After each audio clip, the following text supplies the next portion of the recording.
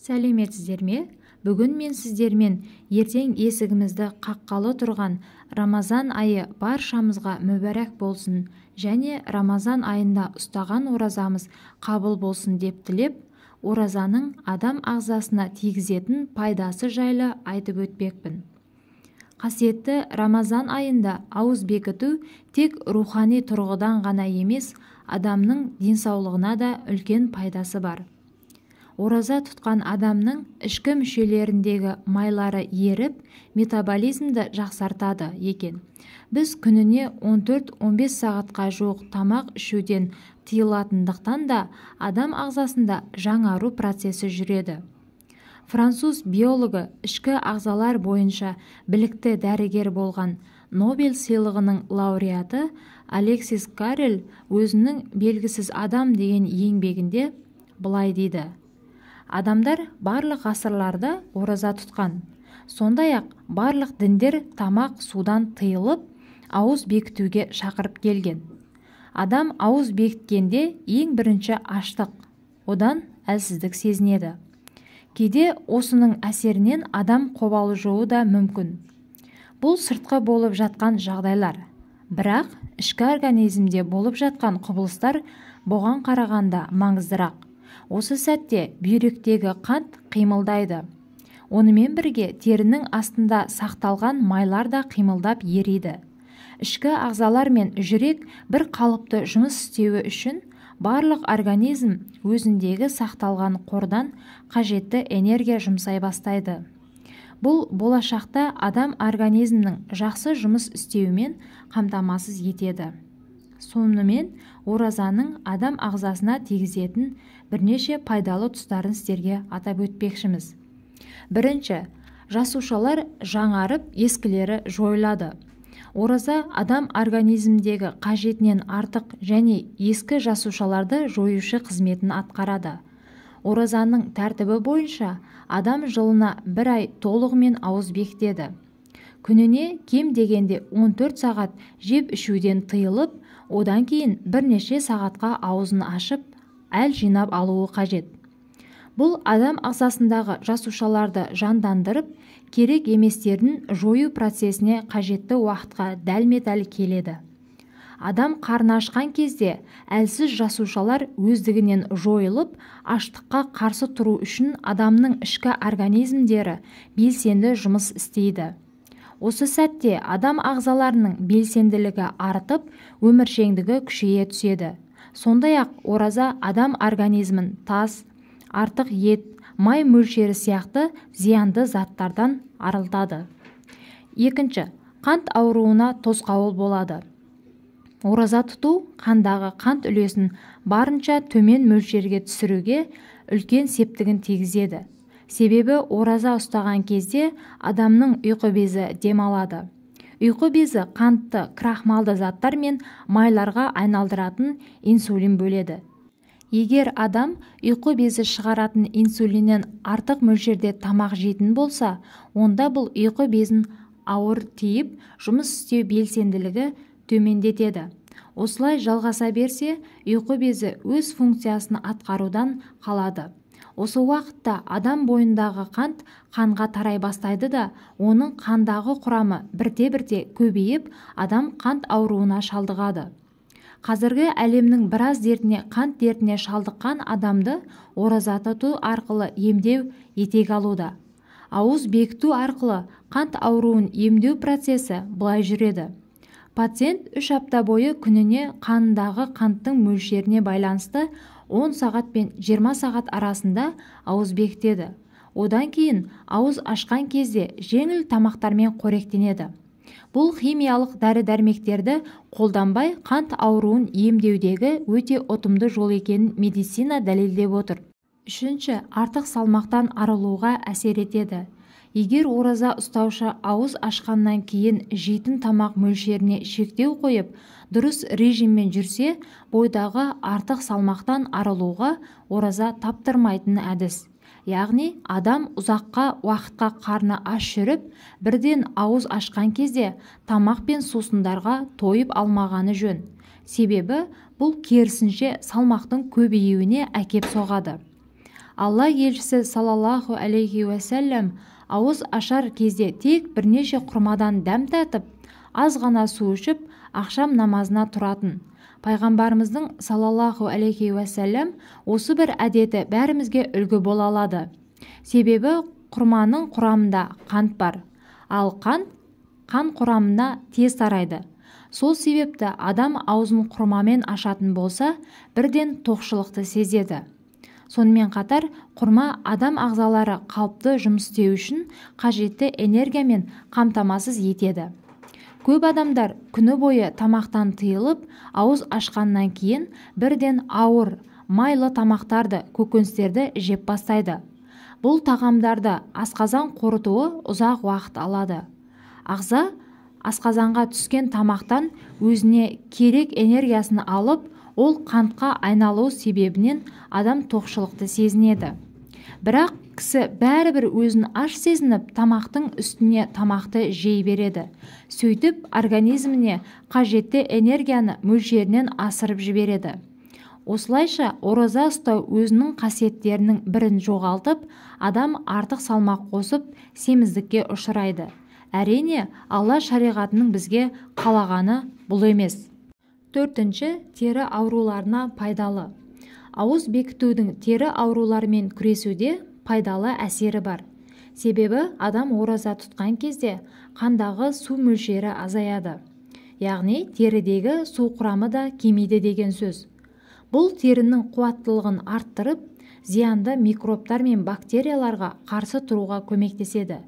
Сондай-ақ қышыма ауруының адам денесіне әрі қарай таралуын тоқтатып, терінің майлануы мен аллергиядан жазылуға да оң әсерін береді. Бесінші, тұз байлану ауруына әсері. Бұл дерт көп тамақтанудан, әсіресе еттен жасалған өнімдермен көп қоректенуден пайда болады. Сондай-ақ адам шамасынан тыс тамақ жегенде бұлшық еттердегі протеин құрамы тым көбейіп, бұзыла бастайды. Бұл адам буындарына, әсіресе аяқтағы үлкен бармаққа несеп қышқылының жиналуына әкеп соғады.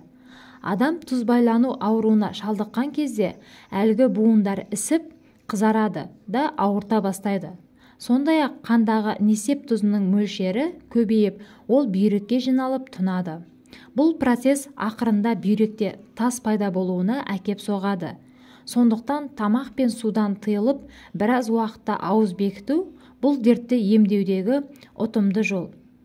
Алтыншы, қан қоюлануының алдын алады. Көптеген мұсылман және мұсылман емес ғалымдары ауыз бекітудің денедегі майдың құрамын азайтумен қатар холестерин мөлшерінде бәсеңдететінін жарыса айтады. Холестерин дегеніміз ол қан тамырларына тұнатын зат. Денедегі майдың құрамы көбейген сайын холестерин мөлшері де ұлғаяды.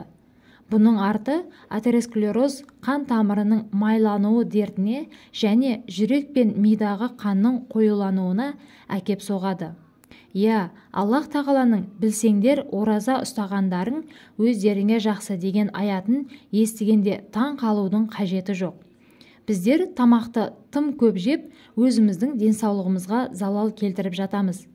Егер біз Алла шариғаты мен пайғамбар саллаллаху алейхи уәсәләм жолын ұстанып, тамақ көп жеуден тыйылып, айына кем дегенде 3 күн ораза тұтып жүретін болсақ, бұл дерттерге шалдығу ықтималы бәсеңдей түсетіні анық. Жетінші, адам ағзасын улы заттардан тазартады. Қазіргі кезде тағам өнімдерін ұзақ мерзімге сақтау үшін құрамына химиялық қоспалар қосылатынын баршамыз білеміз.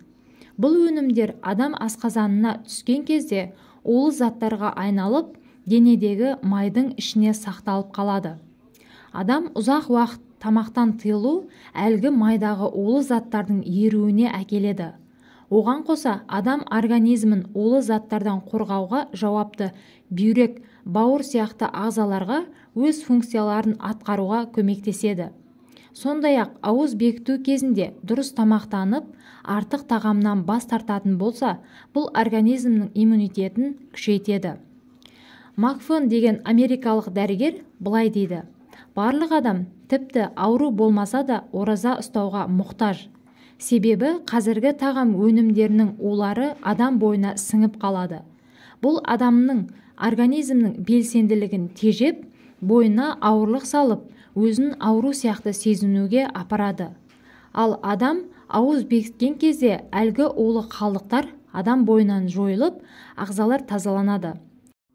Бойындағы аштық кезінде жойылған жасушалар ораза ұстап болғаннан кейін 20 күнге жетпей-ақ қайта жаңарады. Денедегі улы қалдықтар кетіп, жасушалар жаңарған соң адам өзін жеңіл сезініп, қуатқа ие болады. 8. Ас қорыту жүйесі демалады. Ауыз бекіту ас қорыту жүйесінің демалуына мүмкіндік береді. Дегенмен адам организмі өзінің табиғи функцияларын атқарады және тамақ қорытуға арналған сөл әдеттегіден аз мөлшерден бөлінгенімен сөл бөлу процесі қалыпты жағдайда өз қызметін атқара береді. Бұл адамның сөл бөлу жүйесін жақсартып, бір қалыпқа түсіреді. Бірақ бір ескере кететін жайт, ораза ұстаған кезде асқазан қыжылдық бөлінуді тоқтатпайды. Яғни, асқазанында жарасы бар адам ауыз бекіту кезінде абай болуы қажет. 9. Жағымсыз тәуелділіктерден арылтады. Жағымсыз тәуелділіктер десе, алдымен көз алдымызға түтіні бұрқыраған темекі келетіні хақ. Өкінішке орай, оған тәуелділіктен жай адамдарды айтпағанда, 5 уақыт намазын оқып жүрген бауырларымыздың арасында да зардап шегіп жүргендер бар. Сондай кісілер үшін Рамазан айы арам әдеттен арылуға таптырмайтын кезең. Себебі басқа күндері темекіні тастаймын деп өзіңізге уәде беріп, артынан нәпсі құрғырдың айтқанына ілесіп кеткеніңізбен оразаның уақытында Алладан қорқыныш бұдан сізді қайтарады. Әрине, қазіргі заманда тәуелділіктің түр-түрі көбейіп кетті. Бұлардан арылу алдымен адамның өзіне байланысты. Оразаның күнінде тоқтатып, түнінде қайта бастауы да мүмкін. Бірақ біліп қойыңыз, Рамазан айы тек ауыз бекітіп қана қоймай, сондай-ақ жаман сөздерден, осқынсыз әдеттерден, жағымсыз тәуелділіктерден арылуға көмектесетін мүмкіндік айы. Арыла алмай жүрген жаман әдеттеріңіз болса, мүмкіндікті жіберіп алмаңыз. 10. Қан қысымын түсіреді. Бас ауруына пайдасы бар. Ауыз бекіту қан қысымын түсіруге және қанның қоюлану қаупін азайтуға бағытталған табиғи жол. Өйткені адам ұзақ уақытқа тамақтан тыйылған кезде бойға қажетті энергияны жеткізу үшін организм денедегі маймен қоса глюкозаны жаға бастайды. Сондай-ақ адам бойындағы тамақ құрамы және адреналин сияқты гормондар азаяды. Бұның бәрі бойдағы қан қысымының түсуіне әкеледі.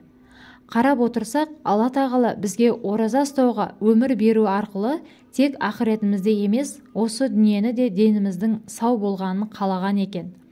Расында бізге жаратушымыздай мейірімділікті, шапағатты ешкім көрсете алмайды. Ендеше біз ауыз бекіту арқылы ақыретімізге азық жинауымызбен қатар, осы дүниеде озады екенбіз. Алла ұстаған оразаларыңызды қабыл қылсын. Сіздерге бүгінгі берген кеңесіміз пайдалы болған болса, каналымызға лайк басып, тіркеліп, подписация батырмасын басуды ұмытпаңыздар. Сіздерге берген кеңесіміз кәдеңізге жарасын. Ауырып, ем іздегенше ауырмайтын жол іздеңіздер.